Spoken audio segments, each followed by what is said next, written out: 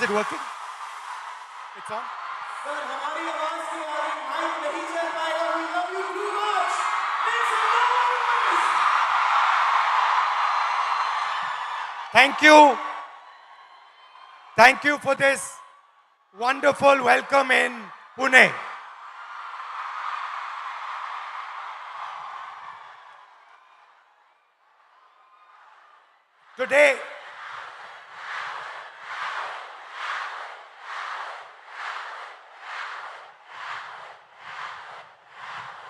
Today, I came to Pune not to give you a lecture, not to tell you what I think, not to talk politics to you, but more to allow you to express yourself, to say what you feel, to say what you think. And what I have done is I have put a little framework, some ideas to allow you to think, express yourself.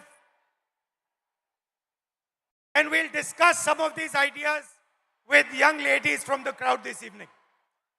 So I'd like to first of all start by welcoming everybody.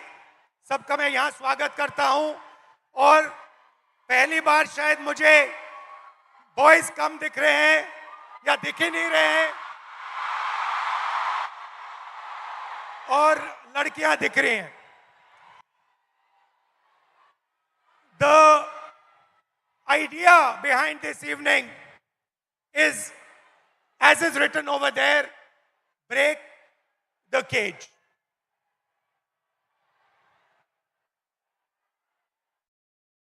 I'd first like to remind you of one thing. Can I do that? Now, all of you in your lives must have been told many things, nice things, bad things. Many of you must have felt scared. You feel scared sometimes on the street. You do. But I want you to remember one thing.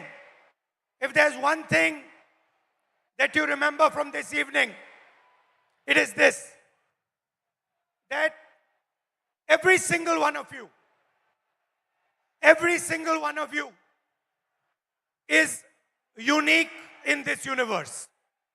If I was to look for any one of you, I will not be able to find a replica of that person. You are unique, you are special, you're individual, and you have your own dream, your own vision for your life. Am I right or am I wrong? I'm right. Many times people ask me, what is India's biggest strength? And you get many answers when you ask this question. Somebody will say our economy. Somebody will say our military. Somebody will say our medical system. Somebody might even say our people. But I am very clear on what is India's biggest strength, our biggest asset. And that strength is 70 crore unique journeys, unique imaginations, unique dreams that the women of India are living. Somebody might say to me, well, there are 70 crore men. How do you say that 70 crore women are more important? What is your logic? My logic is the following. Women are by nature more sensitive, more gentle, more compassionate, and more forward-looking than men. And that is why I believe fundamentally that India's women, young, old, are India's biggest asset. Now, एक problem है. बहुत बड़ी problem है. Problem क्या है? Problem है कि whenever I speak to a man, women are put in 3 boxes. You are either seen as a daughter, as a wife, or as a mother. Now, there is nothing wrong with being seen as a wife, daughter, or mother. Nothing wrong with it. But this cannot be your only identity. It cannot be that we have brilliant women who are doing completely fascinating and different things, who are professionals, who are sportswomen, who do multiple different things, and then the only identity that they are given by our men is these 3. And notice that every single one of those identities has a relationship with a man. So you are either a mother or a wife or a daughter. And I'd like to quote over here the Manusmriti, which says clearly, in childhood, a female must be subject to her father. Meaning, the Manusmriti says, in childhood, a female belongs to her father. In youth, she belongs to her husband. When her Lord is dead, she belongs to her sons. A woman must never be independent. This is a direct quote from the Manusmriti. And these words are a shame, because these words should never ever have been spoken. The most... Hello, how are you? Hello.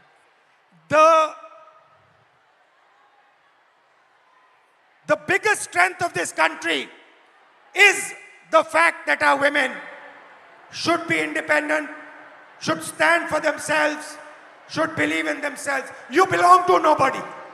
You do not belong to anybody except yourself. You have a relationship with your father.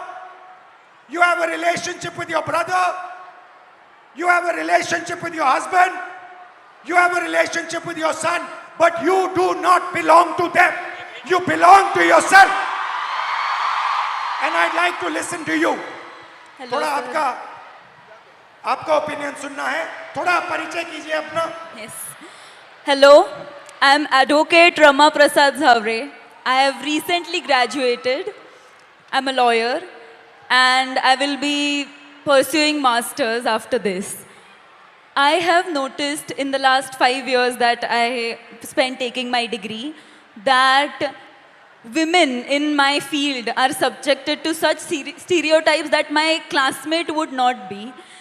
They are given opportunities, networking opportunities, and even cases being handed to them only because they are men and they don't have a family. It doesn't matter if they stay home or not. Also, I have heard from my senior that it is a waste spending money on my LLM only because after a few years I won't be practicing and I will be raising a family, and it's really sad to see that my degree is just diminished to a point in my biodata. So how, when this happens, when you're in an exam at work and you're being told that you're a second-class citizen, that your degree does not matter, a man's degree matters, your degree does not matter, how does it make you feel inside? What do you want to say to India, to your friends here, about how you feel? Because I'm sure a lot of them also feel the same way. Definitely. I want my colleagues, my teachers, my friends to have confidence in me that I won't need to prove that I have that degree. I studied for it, I put my energy, efforts into it, and I will be successful. I don't think I need to prove it to a man. Because, Now, this is, I like this. She's saying that why do I need to prove it to a man? Why does a woman 24/7 have to prove to a man that she is good enough? Fundamental question. Would you like to say something about that? Hello, my name is Jnaneshwari. I'm from Pune, Maharashtra itself. I completed my master's in culture, media and governance from Jamia University, Delhi. And I lost my father before 3 years. And after that, How? he got a cancer. After that, there was so much family pressure, society pressure, community pressure. My dad was a sanitary worker. And I had a huge pressure. You have to do the relinquishment certificate. You have to submit the certificate. You will not. If I'm asking anything in a property or in anything, it's like I'm asking for. I'm asking for like. It's not my right. It's I'm asking for the. घर में जो भी सारी चीज़ें हैं उसमें मैं हिस्से मांग रही हूँ, हिस्सेदारी मैं कर रही हूँ. As a woman I am asking for a हिस्सा. हाँ, और as a like if is any other man, if my I have my brother and it's his right, but if I am asking it's मैं हिस्सा मांग रही हूँ. If your brother is asking, Yes. it's his right. Yeah. And if you are asking, मैं हिस्सेदारी कर रही हूँ घर Your- में. मैं हिस्सेदारी कर रही हूँ. हिस्सेदारी. Okay.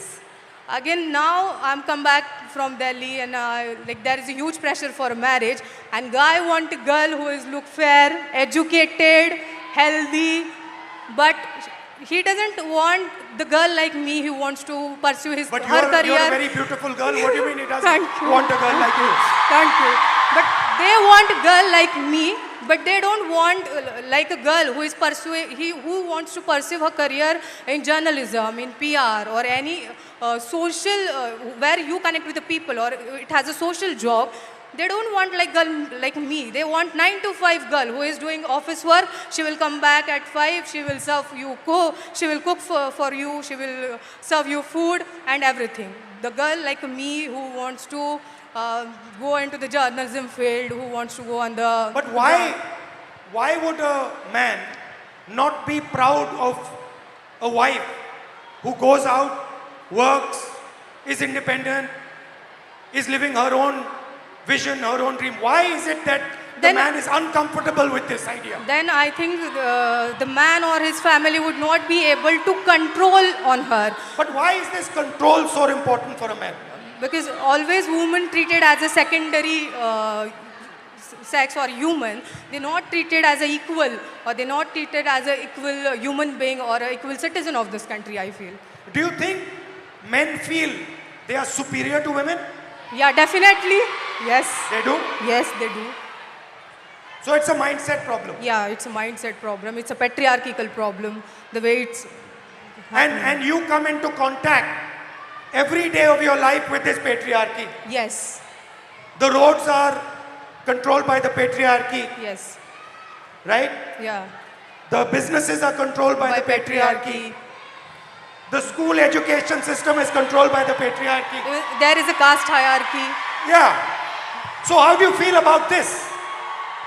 Like, I just wanted to treat my education, or I wanted to look at my education it's a dignified thing. I wanted to treat myself as a human being, not as a secondary person or the citizen of this country. Do you get angry? Every day, You get every angry night. that what is going on? How is Yes. this happening? Yes, every day I got angry. Every night I started thinking about this, how it's like this. I'm educated. I completed my masters in Jamia. Still, I'm facing this. I'm an educated one. Still, I have to face this every day, every night, in every table conversation. It's every time. It's like, oh, you are the girl. You will You get. are? You are a girl. You will get everything. It's not about ki, oh, okay, you are educated, you have your own dreams, you have your own ideology, you can think, you have your own thoughts. It's not never like this. It's always like you are a girl, you are good looking, so any man will get married to you and you will have a good life. Right. Yeah. Well, thank you. Yes. Thank you. Nice to meet you. Thank you so much. Thank you, sir. So, we came up with an interesting word, control. Do you feel that society tries to control you, men try to control you? In everything that you do? So,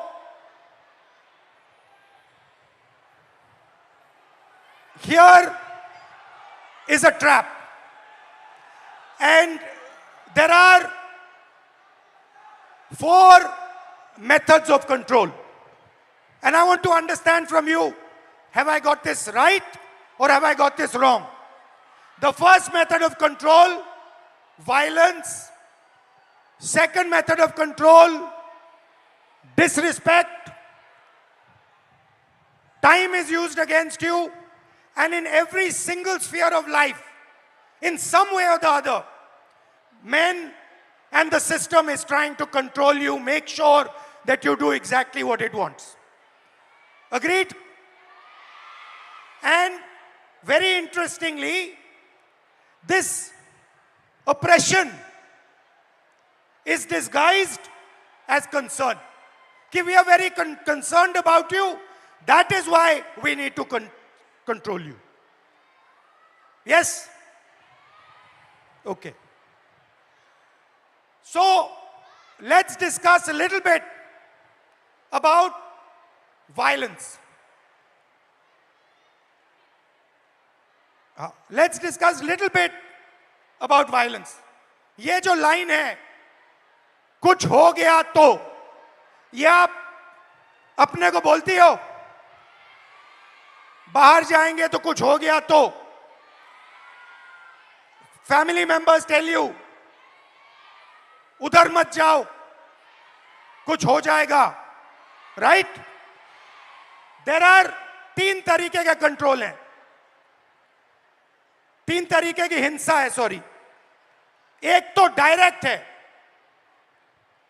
मैंने आपको पहली photo दिखाई,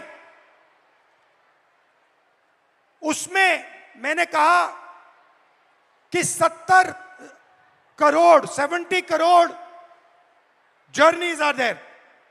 First thing to understand is before they are born, पैदा होने से पहले हर साल 4.5 लाख लड़कियों की हत्या होती है.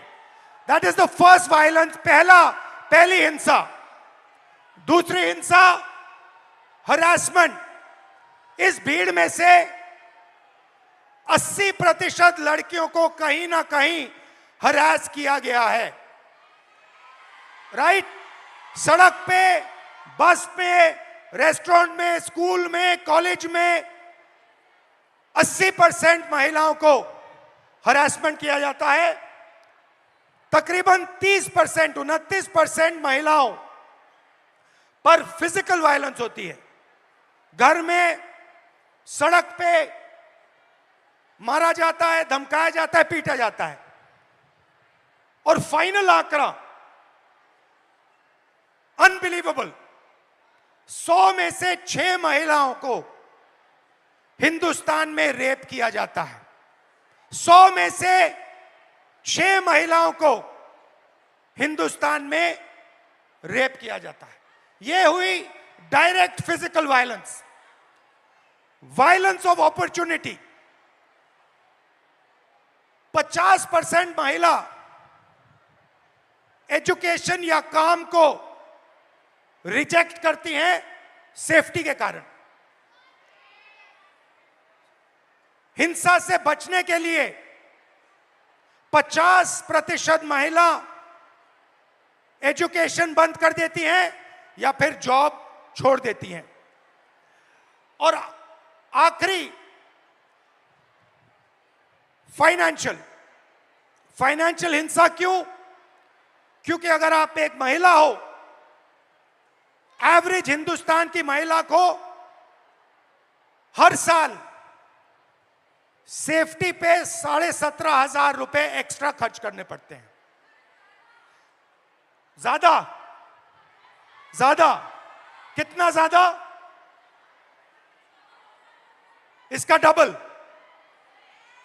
तो 3 तरीके की हिंसा है, एक तो डायरेक्ट हिंसा, एक फाइनेंशियल हिंसा और एक अपॉर्चुनिटी के कारण। तो पहला इंट्रैपमेंट है हिंसा। अब आपकी सुनेंगे। Welcome. What's your name? Tejaswini. Tejaswini. नमस्कार, कैसे नाम? सुचित्रा। मैत्री। हाँ? मैत्री। कब का? बताओ, who would like to start? आप शुरू करेंगी? बोलिए, बीच में आइए। Hello everyone. Hello sir, hello. मेरा नाम सुचित्रा पागी है। मैं पालघर वसई से बिलोंग करती हूँ और अभी मैं इकोनॉमिक्स में मास्टर्स कर रही हूँ हड़पसर में SM जोशी कॉलेज में। जब हम सिक्योरिटी की बात करते हैं लड़कियों की, तो खुद के साथ होना और दूसरों के साथ होना बहुत अलग चीज़ है, उसमें ज़मीन आसमान फ़र्क है। जब हम पढ़ते हैं कि न्यूज़पेपर में पढ़ते हैं कि लड़की के साथ लड़की हरेस्ट हुई, उसका रेप हुआ, तो वो बहुत अलग बात होती है कि हम सिर्फ फील करते हैं कि उसके साथ ये हुआ तो वो क्या फील कर रही होगी। जब खुद के साथ होता है तो एक डर पैदा होता है मन में कि नहीं यार, लड़कों से बात नहीं करनी, लड़के बहुत स्केरी होते हैं। तो मेरी 15 साल पुरानी एक स्टोरी है। जब मैं 13 ईयर की थी, सिर्फ 8वीं कक्षा में थी, तो क्या हुआ, मैं 5 किलोमीटर गांव से दूर स्कूल में चल के जाती थी और उस टाइम गाड़ी वगैरह ऐसा कोई फैसिलिटी ज़्यादा नहीं थी। तो शाम को जब स्कूल छूटा तो मैं आई और चौराहे पर 3 लड़के थे। लिटरली वो बहुत ज़्यादा ड्रंक थे और उनका एज भी 25 साल से आगे था। तो कितने थे वो? 3 लोग थे 3 लोग। और वो मैरिड थे और मेरे साइड वाले गांव के ही थे वो आप लड़के। जानते थे उनको? नहीं, हम जानते नहीं थे, लेकिन वो साइड वाले गांव के ही लड़के थे। तो क्या हुआ, उन लोगों ने हमें घेरा, मैं और मेरी दोस्त थी, और उन्होंने हमें छेड़ा। लिटरली मतलब पास आ रहे थे और ऐसे कमर को हाथ लगाना और हाथ लगाने के लिए आ रहे थे। तो मैं बहुत ज़्यादा डर गई कि ये क्या हो रहा है। तो उस टाइम पे समझ में नहीं आ रहा था कि मैं क्या करूँ, तो मैं भाग गई। तो मैंने अपने पापा से कहा। आपकी फ्रेंड भी भाग गई? हाँ, मेरी फ्रेंड मुझे छोड़ के भाग गई। तो क्या हुआ, मैंने अपने पापा से कहा कि पापा मेरे साथ ऐसा ऐसा हुआ। तो वो हमारे साइड वाले गांव के लड़के थे। तो पापा ने क्या कहा कि हम कंप्लेन करेंगे, पुलिस स्टेशन में कंप्लेन करेंगे, लेकिन मैं नहीं आऊँगा, मम्मी को लेके जाओ। तो मैं मेरी मम्मी को लेके गई। क्यों?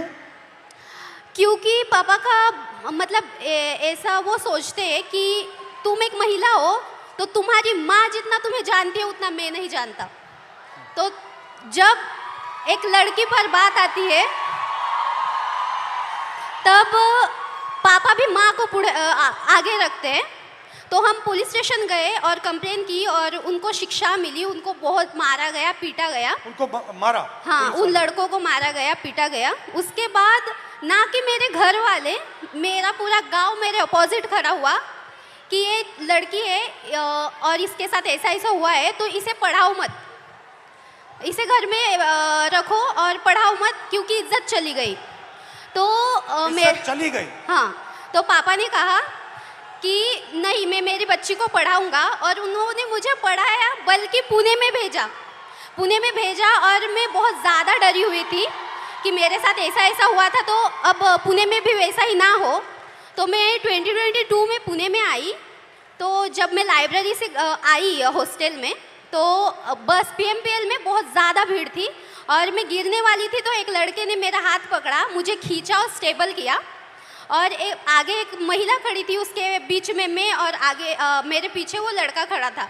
तो लिटरली उस लड़के ने मेरी कमर के इस कोने से लेकर इस कोने तक में हाथ लगाया और मुझे पीछे खींचा, और मैं डर गई। मैंने तुरंत में पीछे मुड़ी और उसके कान के नीचे बजाया और वह सिचुएशन ये थी सर कि वहाँ पर जो लड़कियाँ थी वो कुछ नहीं बोली। और अब जब मैं स्टेबल हुई कि अब नहीं, मेरे साथ ऐसा नहीं होगा, तो अभी रिसेंटली पिछले वीक में मैं अपने घर से वसई से पुणे आई। पुणे स्टेशन से ट्रेन पर मैं उतरी और वहाँ पर एक ड्रंक आदमी था, वो सामने से आया और लिटरली मेरे यहाँ पर ब्रेस्ट के नीचे छुआ उसने। तो मैंने उसके हाथ को पकड़ा और उसे मारा। वहाँ भी महिलाएं थी, वहाँ पे भी लड़कियाँ थी, महिलाएं थी, लेकिन वहाँ भी उन्होंने कुछ नहीं बोला। मतलब ऐसी सिचुएशन है हमारे इंडिया में, महाराष्ट्र में, कि लड़की के साथ ऐसा होता है तो भी कुछ लड़के होते हैं, लड़कियाँ होती है, वो अपने बहनों की तरफ नहीं बोलती, वो सिर्फ तमाशा देखती रहती है। तो मुझे यही सबसे बोलना है कि बहनों भाइयों प्लीज़ सपोर्ट करो और अपने सामने कुछ ऐसी सिचुएशन आ रही होगी तो प्लीज़ सपोर्ट करो और उसको बचाओ। मेरे साथ जो हुआ वो किसी लड़की के साथ नहीं होना चाहिए। और मैं बताना चाहूँगी सर कि अभी जो मेरे साथ जो इंसिडेंट्स हुए, तो मैं बहुत ज़्यादा डरती हूँ लड़कों से। मेरे मन में एक डर बैठा हुआ है कि लड़के सब ऐसे ही होते हैं, लेकिन आई एम सॉरी टू से बट सारे लड़के ऐसे नहीं होते। नहीं होते ना। Thank you. मेरा नाम तेजस्विनी है। मैं फैशन टेक्नोलॉजी में मास्टर कर रही हूँ, अभी 2nd ईयर में हूँ। मैं एक छोटे से गांव से आती हूँ। हम 4 बहनें हैं और एक छोटा भाई है। मैं आफ्टर 10 जब पुणे आई तो बेसिक तक का एजुकेशन है वो पूरा किया। कुछ रिश्तेदार, घर वाले, मेरी सिस्टर्स की सपोर्ट के बेसिस पे। पर आफ्टर दैट मैं आगे पढ़ना चाहती थी, तो मेरे घर वाले बोले कि अगर तुम्हें पढ़ना है तो अब शादी कर लो और पति के घर जाके जो करना है वो कर लो। देन आई डिसाइडेड कि नहीं, मैं नौकरी करूँगी और पढ़ूँगी। तो अभी 5 साल से मैं नौकरी कर रही हूँ और साथ में पढ़ाई कर रही हूँ। मेरे कुछ मतलब इस स्ट्रगल में मेरे कुछ दोस्तों ने मुझे साइकिल खरीद के दी। तो ये सब मैनेज करते मैं जब साइकिल से ट्रैवल करती हूँ तो मतलब इतना आम हुआ है, इतना नॉर्मलाइज हुआ है कि कोई भी आके कट मार के चला जाता है या फिर कमेंट पास करके चला जाता है या कुछ गाना गाता है जो सेक्सी सॉन्ग हम बोलते हैं वो कर देता है। तो मतलब ये इतना नॉर्मलाइज हुआ है कि मैं अभी रिएक्ट करना भी मैंने छोड़ दिया है, क्योंकि मैं करूँगी तो भी क्या करूँगी। क्योंकि जो मैंने सुना था रेसलर के साथ जो हुआ, जिन्होंने हमारे देश के लिए गोल्ड मेडल लेके आए, उनके जो गुनहगार थे उनको क्लीन चिट दे दी। तो मैं तो एक सामान्य घर की लड़की हूँ जिसको ठीक से सपोर्ट भी नहीं है। और मुझे और एक बात कहनी है, क्योंकि मैं जैसे मैंने कहा गांव से आती हूँ, तो मैंने अपने 10th तक की जो एजुकेशन है वो गवर्नमेंट स्कूल्स में की है, जो कि अभी 90,000 के ऊपर स्कूल बंद हुए हैं। और मेरी सारी बहुत सारी लड़कियां हैं जो वही स्कूल में पढ़ती है और उनका अभी वहाँ पढ़ना बहुत मुश्किल हो जाएगा, क्योंकि कौन सी भी माँ अपनी छोटी सी बच्ची को 10 किलोमीटर आगे नहीं भेजेगी। मेरा 10th तक का हुआ तो मैं यहाँ तक आ गई, पर पता नहीं जिनके स्कूल बंद हुए हैं उनका क्या होगा। तो मेरी बस इतना ही कहना है। Hi, my name is Maitri. I am currently a psychology student studying in Pune University. And I travel by daily commute by public transportation literally almost every single day. And I feel like safety is becoming a very big concern because I leave early and return home late. So it becomes a very... What time I do you leave at what time? around 8 a.m. and I come home around 9:30 p.m. That is very late for where I live.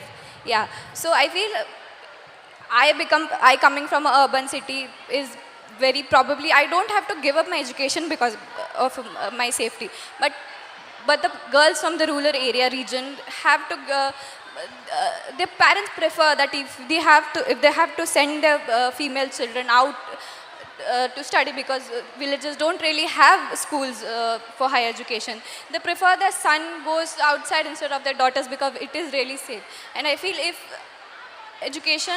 the access to education has to become so difficult, I think it is becoming a barrier for education. Why do you think this mindset, ये जो mindset है कि बेटे को educate करना है, बेटी को एजुकेट नहीं करना है, बेटा जॉब कर सकता है, बेटी को जॉब नहीं करना है, ये माइंडसेट आता कहाँ से? I think the social norms created around कि लड़के कमा के खिला देंगे माँ बाप को, लड़कियों को तो शादी करके जाना है, तो लड़की का करेंगे क्या? Okay, thank you, thank you, thank you, thank you. तो नेक्स्ट, अभी हमने आपको हिंसा की बात की, अब कंट्रोल की बात करते हैं। लड़की बहुत मॉडर्न हो गई है।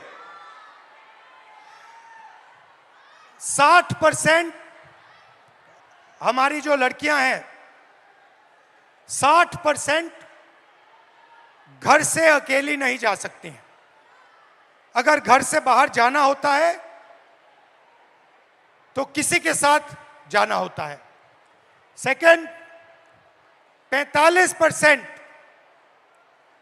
शादी के लिए या हाउसवर्क के लिए 45% शादी या हाउसवर्क के लिए ड्रॉप आउट करती हैं। और आखिरी, जो शायद सबसे अमेजिंग आंकड़ा है, और इससे तो मैं बहुत हैरान हुआ कि इस देश में सिर्फ 8% महिलाओं के पास इंडिपेंडेंटली ओन्ड प्रॉपर्टी है। मतलब फाइनेंशियल कंट्रोल, मूवमेंट पे कंट्रोल, और आप क्या करोगे उस पे कंट्रोल। नमस्कार, hello, what's your name? My name is Pragya. Nisha. Welcome. Oh, you translate. My name is Sheikh Amna Usama. You can say, you can say. What? Yeah, I'm a translator. I'm Anushka, and my name is Anushka, and I'm translator for Nisha. Yeah. So, कौन शुरू करेगा? आप करेंगे? बोलिए। सो नमस्ते control, sir. आपको control कैसे किया जाता है? फाइनेंशियली कंट्रोल कैसे किया जाता है? मूवमेंट में कंट्रोल कैसे किया जाता है? So namaste sir and hello everyone. My name is Pradnya Kumar Gawande and I am the student of YSY BSc Cyber and Digital Science. So sir, हम सब समझ रहे हैं या फिर ऐसा बोल रहे हैं कि पूरा जो वर्ल्ड है अभी AI पर डिपेंड है और साइबर सिक्योरिटी पर डिपेंड है। तो मुझे पहले से ही साइबर सिक्योरिटी ये कोर्स करना था, बट ये कोर्स गवर्नमेंट कॉलेजेस में अवेलेबल नहीं है और पुणे के रेपुटेड कॉलेज की फीस अराउंड 3 लाख मतलब एनुअल फीस है सर ये, जो कि मैं अफोर्ड नहीं कर सकती। मेरे पापा ड्राइवर है और मम्मा हाउसवाइफ है मेरी, मुझे एक छोटी बहन भी है। और इसके अलावा मैं बच्चों को इवनिंग ट्यूशन्स वगैरह पढ़ाती हूँ। क्लिनिक में एज अ रिसेप्शनिस्ट में काम करती हूँ, जिससे मेरा ट्रैवलिंग वगैरह मैनेज हो जाता है। तो मैंने मेरा डिसीजन चेंज करके दूसरे कॉलेज में एडमिशन लिया, जहाँ पे मुझे साइबर सिक्योरिटी स्कॉलरशिप के साथ नहीं मिल रहा था, तो मैंने दूसरा कोर्स ले लिया, cyber and digital science. So sir, मैं क्विक हिल फाउंडेशन की तरफ से साइबर अवेयरनेस करती हूँ और मुझे बच्चों की प्रॉब्लम्स ये समझ आ रही है, महिलाओं की प्रॉब्लम्स ये समझ में आ रही है कि एआई के द्वारा उनके फ़ोटोज़ बहुत अश्लील मतलब वे से एडिट करके उनको डिमांड की जा रही है कि अगर आप मुझे इतने पैसे नहीं दोगे तो मैं आपके फ़ोटोज़ सोशल मीडिया पर डाल दूँगा। और इसका सोल्यूशन सिर्फ और सिर्फ साइबर सिक्योरिटी जो वॉरियर्स जो साइबर वाले हैं उनके पास है। और ऐसे कोर्स को हमें स्कॉलरशिप क्यों नहीं दी जा रही है, और स्कॉलरशिप नहीं है तो गवर्नमेंट में ये कोर्स क्यों नहीं है। और ठीक है, अगर हम लड़कियां ये वर्किंग होके सीख रहे हैं तो फैमिली के रिस्ट्रिक्शंस और सोसाइटी के रिस्ट्रिक्शंस कि इतने बजे घर क्यों आ रही हो, कॉलेज के अलावा आप इधर उधर क्यों घूम रही हो, इतने बजे इसका कॉल क्यों आ रहा है, बाहर जा रहे हो स्कार्फ बांध के ही जाओ, या फिर और कुछ, इनसे बात मत करो, उनसे बात मत करो, ये मत ये आपके मम्मी पापा कहते हैं, कौन कहते हैं आपको? एक्चुअली मेरे मम्मी पापा सपोर्टिव है, बट हम ऐसे एरिया से आते हैं कि अगर हम पुणे में भी रह रहे हैं तो थोड़ा एरिया अलग पड़ता है सर। वहाँ पे सोसाइटी उनको रोक टोक करती है और वो भी सोसाइटी के प्रेशर के अंडर अगर हम पढ़ रहे हैं और हमारे ऊपर फाइनेंशियल प्रेशर है तो हम करियर पर या फिर हमारे जो स्टडीज़ पर कैसे फोकस कर सकते हैं। और दूसरी बात यह है कि अगर हम काम कर रहे हैं तो हमें ये सब रेस्ट्रिक्शंस, ठीक है अगर मैंने माना कि ये हमारे सेफ्टी के लिए है, बट ये तो डायरेक्टली हमारे फ्रीडम पर वार हो रहा है। मैं नहीं चाहती कि मुझे एक स्पेशल फेवर वगैरह मिले, बस मुझे एक फेयर चांस चाहिए सीखने का और खुद के पैरों पर खड़े होने का। Very that's it, good. Thank you sir. Thank you. मेरा नाम शेख आमना उसामा है। मैं SY BA में हूँ, पॉलिटिकल साइंस है मेरा मेजर सब्जेक्ट। मैं भिवंडी से आती हूँ और मैंने देखा है भिवंडी में नॉट ऑल बट कुछ पेरेंट्स तो ऐसे हैं जो सिर्फ अपनी बच्चियों को इस वजह से नहीं पढ़ा रहे क्योंकि वो लड़कियाँ हैं। उनको यही बोला जाता है कि अरे तू लड़की है, पढ़कर क्या करेंगी। उनको ऐसा लगता है कि ये पढ़ेंगी तो ये इकोनॉमिकली इंडिपेंडेंट हो जाएंगी और वो उनको इकोनॉमिकली डिपेंडेंट रखना चाहते हैं because they want to enjoy the patriarchy और कंट्रोल ओवर देम। उसके अलावा सेकंड थिंग ये कि my parents are very supportive. उन्होंने इतना कुछ होने के बाद भी मुझे बहुत सपोर्ट किया है और पुणे पढ़ने के लिए भेजा। पुणे में मैं एक UPSC एस्पिरेंट हूँ, तो मुझे क्लासेस जाने के लिए, कोचिंग क्लासेस जाने के लिए मैं पब्लिक ट्रांसपोर्ट का यूज़ करती हूँ। पब्लिक ट्रांसपोर्ट में भी लड़कियाँ इतना अनसेफ फील करती है कि कभी कभी ऐसा होता है कि अगर आप बस में चढ़ो और कोई आदमी के पास एक सीट खाली है बस की, तो आपको 10 मरतबा सोचना पड़ता है कि मैं बैठूं या मत बैठूं, मैं रुकूं कि कोई महिला के बाजू में सीट खाली हो जाएंगी, मैं उधर जाके बैठूं। तो ये सीट मिलने के बाद भी बैठने के लिए 10 मरतबा सोचना पड़ता है। सेकेंड थिंग, जब हम देखते हैं कि बस बहुत ज़्यादा फुल है, हद से ज़्यादा रश हो गया है, तो भी सोचना पड़ता है कि अरे जाए या मत जाए, कोई छेड़ देगा, कोई बैग टच कर लेगा, तो ये एक टेंशन रहता है। इसका अपोजिट, अगर बस पूरी खाली है तो भी जाने से डर लगता है। मतलब आपको क्या करना है, आपको भरी हुई बस में चढ़ना नहीं है, आपको खाली बस में चढ़ना नहीं। मतलब हमने पब्लिक ट्रांसपोर्ट को भी ऐसा बना दिया है ना कि गर्ल्स को सेफ फील ही नहीं होता है। तो मैं गर्ल्स से भी और बॉयज़ से भी कहना चाहूँगी कि अगर आपकी वजह से लड़कियाँ अनसेफ फील कर रही है तो आप ही का काम है कि उनको सेफ भी फील कराए। अगर किसी के साथ ये होता हुआ देखें तो प्लीज़ उसके अगेंस्ट में आवाज़ उठाए, एक दूसरे को सपोर्ट करें। बिकॉज हम ये नहीं चाहते कि हमें बहुत ज़्यादा अपॉर्चुनिटी चाहिए, बट जितना हमारा राइट है इक्वल अपॉर्चुनिटी हम भी डिजर्व करते हैं।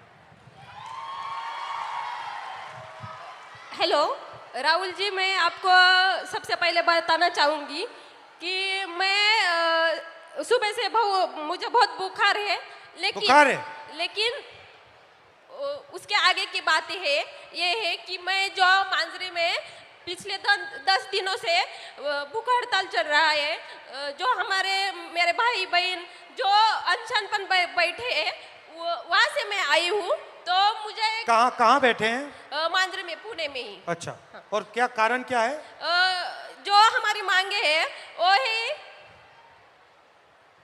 वो इसमें लाई है, मैं आपको आगे बोलो। तो हमारी मांगे है कि हमें शिक्षा चाहिए और मैं आपको मराठी में समझाऊंगी ताकि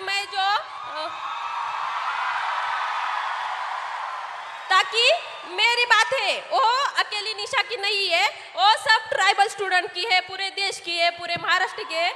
इसलिए मैं आपको मराठी में बात करके बताऊंगी।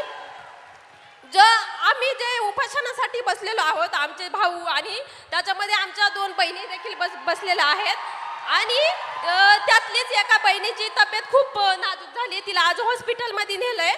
आणि हे सगळं असताना देखील जेव्हा आमचे प्रतिनिधी मंत्रालयामध्ये गेले तर तेव्हा आमचे आदिवासी विकास विभागाचे मंत्री आहेत ते काय बोलले असतील तुम्हाला सांगितलं तर तुमच्या अंगावर काटा येईल। ते म्हणतात सॉरी, मी याच्यावर काही करू शकत नाही, हे सीएमच्या हातात आहे। मग तुम्ही जर आदिवासी विद्यार्थ्यांच्या विकासासाठी तिथं बसलेत तर तुम्ही जर तिथं आमच्या विकासासाठी बसल्यात आणि तुम्ही जर आमचा विकास साधू शकत नाही तर तुमचा तिथं बसण्याचा अधिकार नाही, हे मी आज ठणकावून सांगते। आणि दुसरी गोष्ट म्हणजे मी अजून एक सांगेल की ज्या आमच्या भागामध्ये ज्या आश्रमशाळा असतात तिथं जे सेंट्रल किचन पद्धत लागू केली, जसं की एका ठिकाणी जेवण बनणार आणि ते 70-80 किलोमीटर लांब घेऊन जाणार आणि त्यामुळे ते जेवण खराब होतं, त्यामुळे विषबाधा होते आणि विद्यार्थी आत्ताच एक गोष्ट झाली गडचिरोलीमध्ये, कारण आदिवासी ज्या आश्रमशाळा आहेत त्याच्यामध्ये बेडची सुविधा नाही आहे, पिण्याचं पाणी देखील नाही आहे. त्याच कारणामुळे गडचिरोलीमध्ये विद्यार्थ्यांनी झोपेत असताना त्यांना मण्यार सापाने दंश करून 3 विद्यार्थी मेले आणि 3 विद्यार्थी अजूनही हॉस्पिटलमध्ये आहेत. तर आमची मागणी अशी आहे की त्या विद्यार्थ्यांच्या पालकांना ॲटलिस्ट 1 कोटीची तरी मदत करा आणि ह्या सरकारने त्यांची मदत 4 लाखांवर मोजलेली आहे. तसंच आमचं त्यांना एक म्हणजे मागणं आहे की ज्या आमच्या आदिवासी विद्यार्थिनी असतात, तुम्ही जर पाहिलं ते जे आदिवासी हॉस्टेल आहेत ते जे शहरं आहेत जसं की पुणे, मुंबई, तर जे पुण्याचा जो सेंट्रल भाग आहे तिथं नाही आहेत.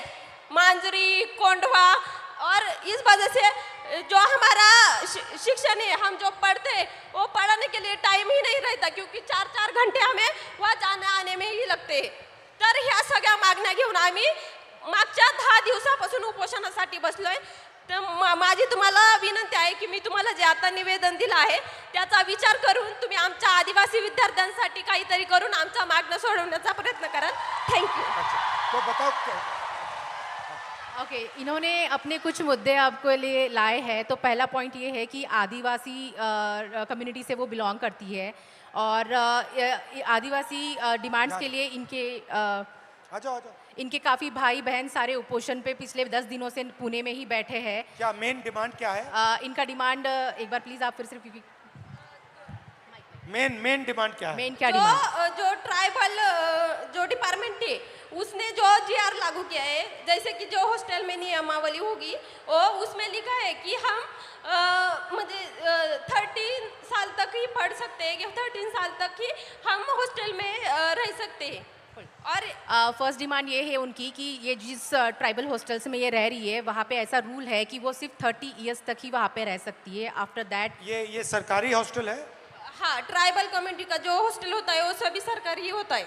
और ये सारी डिमांड्स ये लोग CM के पास लेके गए और वहाँ से उन्हें बताया गया कि सॉरी हम कुछ नहीं कर सकते हैं. अच्छा. हाँ, तो उनका कहना है कि फिर अगर आप कुछ नहीं कर सकते हो तो आप बैठे क्यों हो कुर्सी पर. और आप क्या चाहती हो, किस एज तक उसको करा जाए? ज़्यादातर 35 एज तक भी हम म्हणजे आम्ही जरी आम्हाला 35 वर्षासाठी पण 35 वर्षापर्यंत जरी दिलं तरी ठीक उनको आहे. 35 ईयर्स तक हॉस्टल मिलना चाहिए. 35 इयर्स हो जाएगा तो खुश हो जाओगी? वैसे तो हमें ये एज की लिमिट है वो ही नहीं चाहिए, लेकिन ये सरकार है वो तो आपको भी पता है, लेकिन हमें चाहते कम से कम ये 35 एज तक भी आ पाए, इसलिए मैंने ऐसे बोला. लेकिन हम मुझे आप वहाँ इनवाइट क्यों नहीं कर देते? हमने आप मुझे वहाँ बुला लो, यस मैं भी आ जाऊंगा, बैठ जाऊंगा आपके साथ. आम्हाला आवडेल तुम्ही तिथं आलेले आणि आमच्या मुलांची देखील इच्छा आहे की तुम्ही तिथं यावं आणि आमच्या प्रश्नांवरती बोलावं आणि आमचे प्रश्न सोडवण्यासाठी प्रयत्न करावा. वो चाहती है कि आप वहाँ पे आए, वो खुशी खुशी आपको बुलाना चाहती है. मुझे बुला लो, मैं आ जाऊंगा. ठीक है, थोड़ा दबाव और एक साथ डाल देंगे. मैं और एक बात कहना चाहूंगी, उससे तो आपके होश ही उड़ जाएंगे. जैसे कि हमारे ट्राइबल हॉस्टल होते ज़्यादातर वहाँ यहाँ पुणे में गढ़चिरौली, नांदेड़, अमरावती वहाँ से जो स्टूडेंट आते हैं वो तो हर रोज़ घर नहीं जा पाते. और जुन्नर जो आंबेगांव वो तो लड़कियाँ जाकर आती है, लेकिन वो जो गढ़चिरौली के स्टूडेंट होते हैं वो नहीं जा पाते. तो हम दिवाली में या किस छुट्टी में गए और 1 महीने से ज़्यादा वहाँ पर रहे तो वो बोलते हैं कि आप फिटनेस सर्टिफिकेट लाए. और वो फिटनेस सर्टिफिकेट क्या होता है कि हमारी प्रेगनेंसी टेस्ट की जाती है. और हम जब इस बात पे आवाज़ उठाते हैं तो वो बोलते हैं कि आपको 1 महीने में, आप शांति से सुनिए क्योंकि ये बात बहुत ही गंभीर है. मैं कहना चाहूँगी कि हम जब उनको पूछते हैं कि ये क्या है, ये क्यों करना है, तो वो बोलते हैं आपको 1 महीने में आपको जानलेवा बीमारी हुई तो, और बीमारी हुई तो मैं क्या कहना चाहती हूँ उन प्रशासन को कि आप जो आपकी जो स्कूल है, जो आश्रम शाला है, प्राइवेट स्कूल है, सभी स्कूलों में जो 24 घंटे एक नर्स क्यों नहीं रख पाते? Thank you. थैंक यू, बहुत अच्छा लगा। मुझे बुला लो, मैं आ जाऊंगा, ठीक है? Thank you. तो डिसरिस्पेक्ट की बात करते हैं। लोग क्या कहेंगे? पहली स्लाइड में हमने आपको फिजिकल वायलेंस की बात बताई, रेप की बात बताई, हिंसा की बात बताई, मगर शर्म के कारण 99% of sexual violence cases, rape cases, molestation cases, ये अनरिपोर्टेड जाते हैं।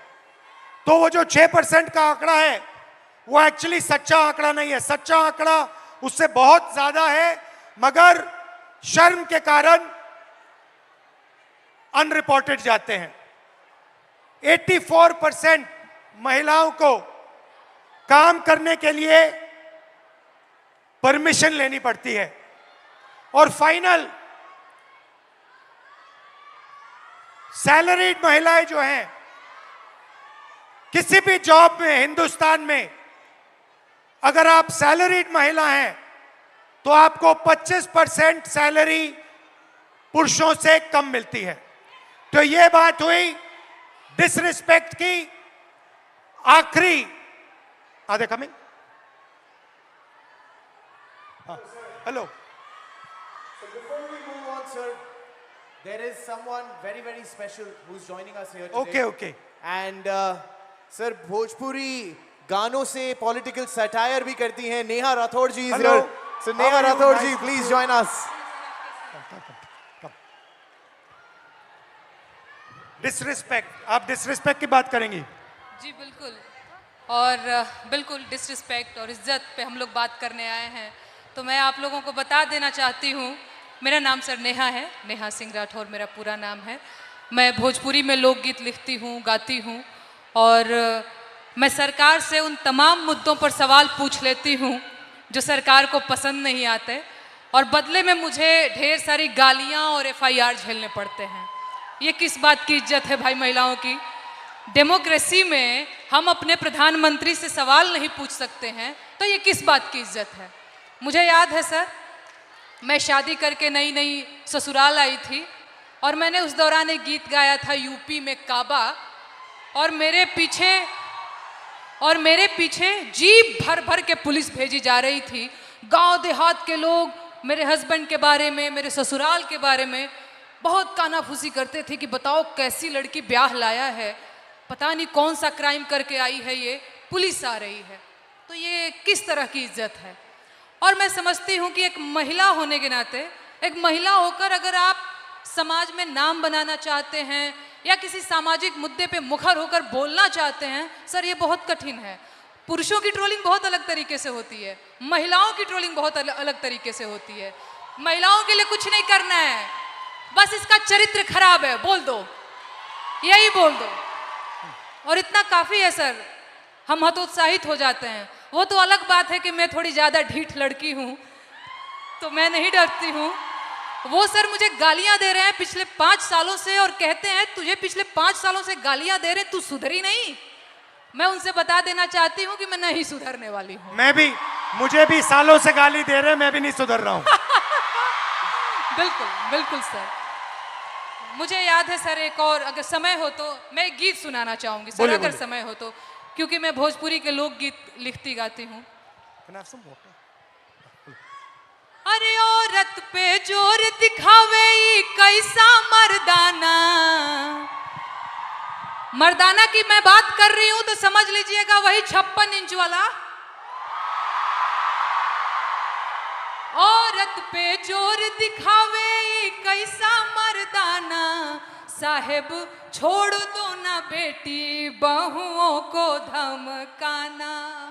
अरे बात बात पे ये FIR करवाना, बात बात पे ये FIR करवाना, साहब छोड़ दो ना बेटी बहुओं को धमकाना। अरे हम हैं आम जनता, न हमको आजमाना, हम जानते हैं कुर्सी पे बैठाना उतरवाना, हम जानते हैं कुर्सी पे बैठाना उतरवाना। अरे मुश्किल है मेरा, इनफैक्ट हमारा मुश्किल है मेरा हौसला तोड़ पाना, साहब छोड़ दो ना बेटी बहुओं को धमकाना। Excellent. Yes, sir. बहुत अच्छा गाया। पानी लेंगे? नहीं sir, thank you. You want और कुछ बोलेंगे? और एक गीत सुना दूं सर, अगर आपके पास? हाँ हाँ। सर महिलाओं की बात हो रही है, लेकिन एक और चीज़ जो मुझे लगता है इस देश में इस समय अल्पसंख्यकों के खिलाफ एक नैरेटिव सेट करने की कोशिश की जा रही है, जो बहुत गलत है। उनकी वतन परस्ती पे बात आ गई है, उन्हें आतंकवादी कहा जाता है, उनके देश प्रेम पर सवाल उठता है, तो ये गीत बहुत ज़रूरी हो जाता है सर। मैं ये गीत गाना चाहती हूँ। अरे तुम सा कोई झूठा और बेईमान नहीं है। झूठा बेईमान बोल रही हो तो समझ में आ रहा है? हो तुम सा कोई झूठा और बेईमान नहीं है, किसी एक की बपौती हिंदुस्तान नहीं है। हो जब हिंदू मुसलमान खेले खून की होली, आबिद हसन बोले जय हिंद की बोली। अबुल कलाम आजाद की जमीन यही है, ब्रिगेडियर मोहम्मद उस्मान यही है, अब्दुल हमीद अशफाक उल्ला खान यही है, किसी एक की बपौती हिंदुस्तान नहीं है। तुम सा कोई झूठा और बेईमान नहीं है, किसी एक की बपौती हिंदुस्तान नहीं है। शुक्रिया सर, शुक्रिया, शुक्रिया सर। दो दो दो दो दो दो देव भाई, शाबाश। तुम सा कोई झूठा और बेईमान नहीं है, किसी एक की बपौती हिंदुस्तान नहीं है। बहुत बहुत धन्यवाद। Thank you Dinesh, thank you very much, lovely, शुक्रिया, बहुत अच्छा शुक्रिया गाया। मुझे ये मंच देने के लिए, बहुत धन्यवाद सर। Thank you, and come and see me sometime. And final ताला, फाइनल कंट्रोल समय का। अब शादी की उम्र हो गई है, टाइम इज वेपनाइज्ड। एवरेज जो महिला है, जो लड़की है 15 से 29 साल की, वो एवरेज घर में 5.5 घंटे काम करती है। उसी घर में एवरेज लड़का 30 मिनट काम करता है। लड़का बाहर जा सकता है, लेट आ सकता है, कभी भी बाहर जा सकता है, मगर आप लोगों को 8 बजे शाम वापस आना पड़ता है, कर्फ्यू होता है। Right right. और फाइनली एज लिमिट के बाद जो लड़के होते हैं एग्जाम्स 1, 2, 3, 4 बार ले सकते हैं, मगर मैरिज एज 23 साल होती है। और जो लड़कियां हैं, जो गर्ल्स हैं, उनको ज्यादा से ज्यादा एक मौका मिलता है, क्योंकि फिर उनको कहा जाता है अब शादी का टाइम आ गया है, अब एग्जाम मत कीजिए, अब शादी कीजिए। तो hello, how are you? What about you? आप कैसे हो? What's your name? I am Sharayu Chopde and I am pharmacist. Okay. And आज यहाँ पर मैं सारे MPSC एस्पिरेंट की आवाज़ बन के आपके सामने आई हूँ। बताइए। हमारा सर पेपर लीक हो गया है। MPSC इज अ कॉन्स्टिट्यूशनरी बॉडी और इसको दबाया जा रहा है। 22 मार्च को हमारा एग्जाम हुआ था और 20 मार्च को पेपर लीक हो गया। जब पता चला पेपर लीक हुआ है तो MPSC ने डिनाई कर दिया। फिर FDA कमिश्नर और एमपीएससी को खुद जाके हम मिले, ये पूरा वायरल हो गया, तब सिर्फ कंप्लेंट की है।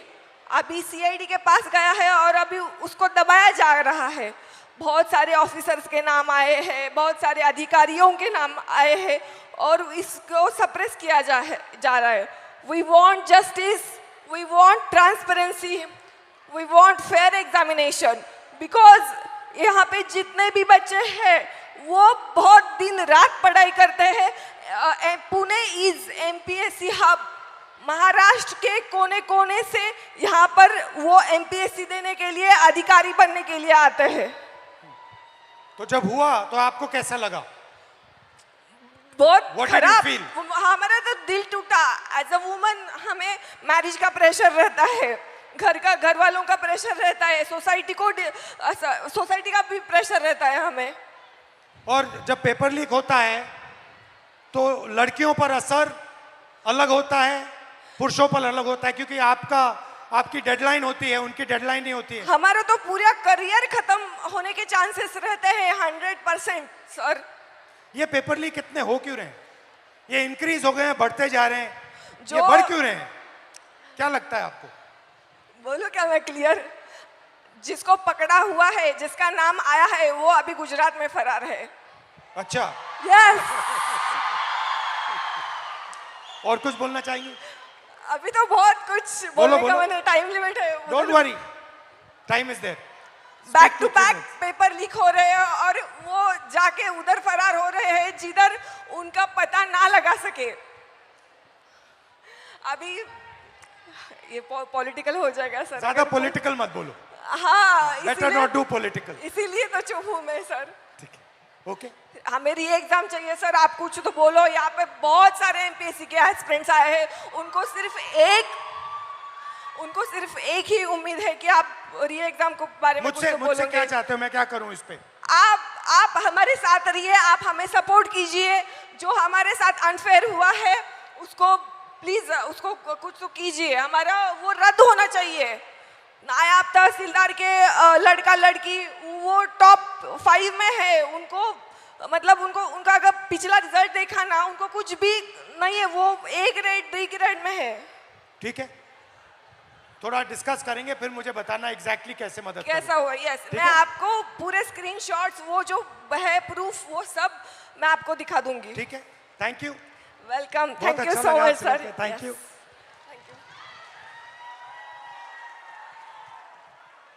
तो शुरुआत में मैंने कहा कि एक माइंडसेट है, मनुस्मृति का माइंडसेट, महिलाओं को दबाने का माइंडसेट।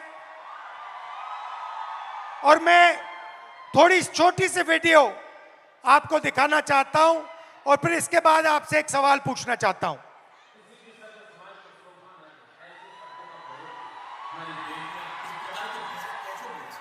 ये 50 करोड़ की गर्लफ्रेंड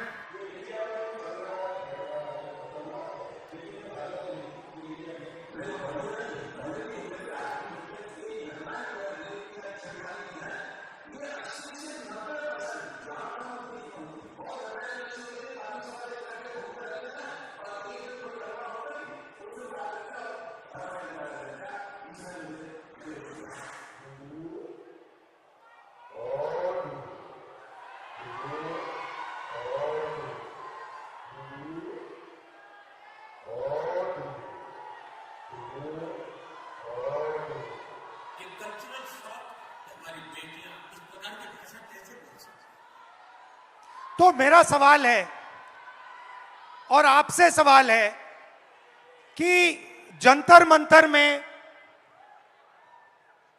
गालियां लड़कों ने भी दी और लड़कियों ने भी दी, बट प्रधानमंत्री कह रहे हैं कि गाली देना कल्चरल शॉक लगा हमें क्योंकि लड़कियों ने गाली दी। लड़के गाली दे तो कोई प्रॉब्लम नहीं है, उनके लिए अलाउड है, मगर अगर लड़की गाली दे तो कल्चरल शॉक है, शोभा नहीं देता।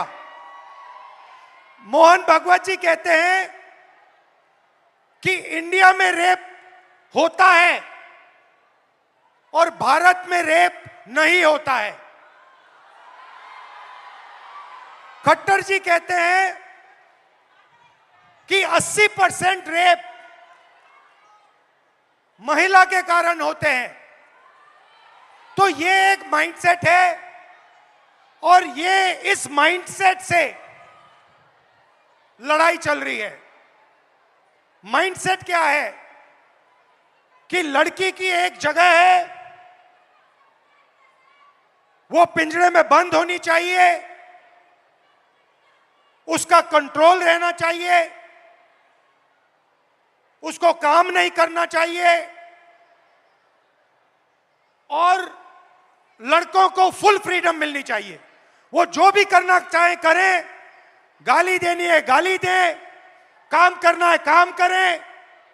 ऐसा हिंदुस्तान हम नहीं चाहते। हम न्याय चाहते हैं, सबकी रिस्पेक्ट होनी चाहिए, सबकी रिस्पेक्ट होनी चाहिए, लड़कों की होनी चाहिए, लड़कियों की होनी चाहिए। और ये जो आपके दिल में है, जो डर है, इसको जल्दी से जल्दी मिटा देना चाहिए हमेशा के लिए। तो आइडिया क्या है? ये जो महिलाएं हैं, जो लड़कियां हैं, ये हिंदुस्तान की स्ट्रेंथ है। आप इस देश की फाउंडेशन हो, आप इस देश के फ्यूचर हो। आपको पेट्रियार्की दबाती है, डराती है, धमकाती है, कंट्रोल करती है। मिलकर इस पेट्रियार्की को खत्म करना है। Smash the patriarchy. And my message to you, simple message, be loud, be proud and fight for your space in society. Hello? Huh? We'll do it. I'll just do it. Come. Hello. देश में लोकशाही आज लग रहा है।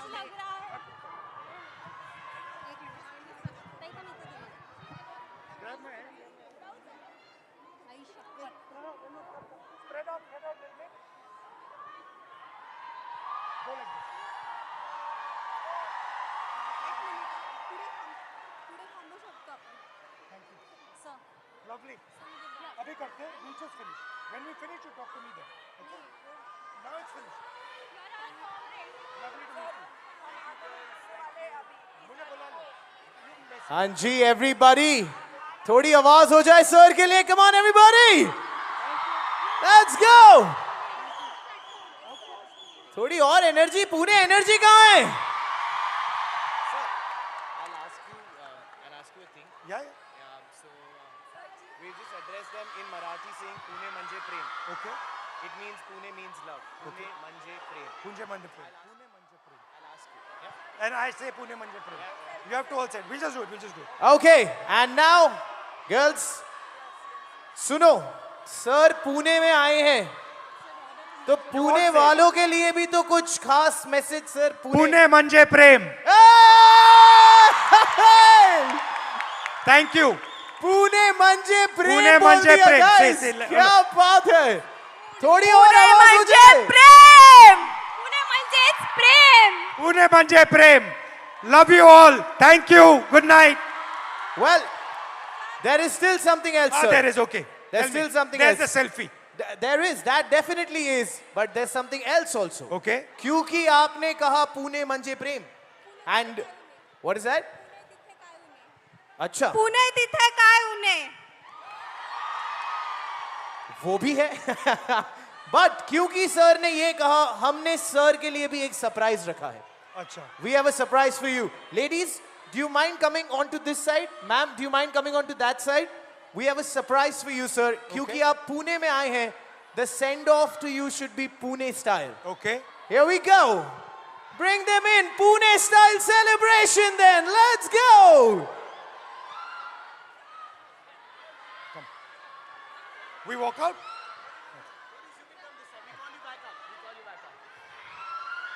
Pune ready हो? Pune style के लिए? All right, sir. Here's a surprise for you. 3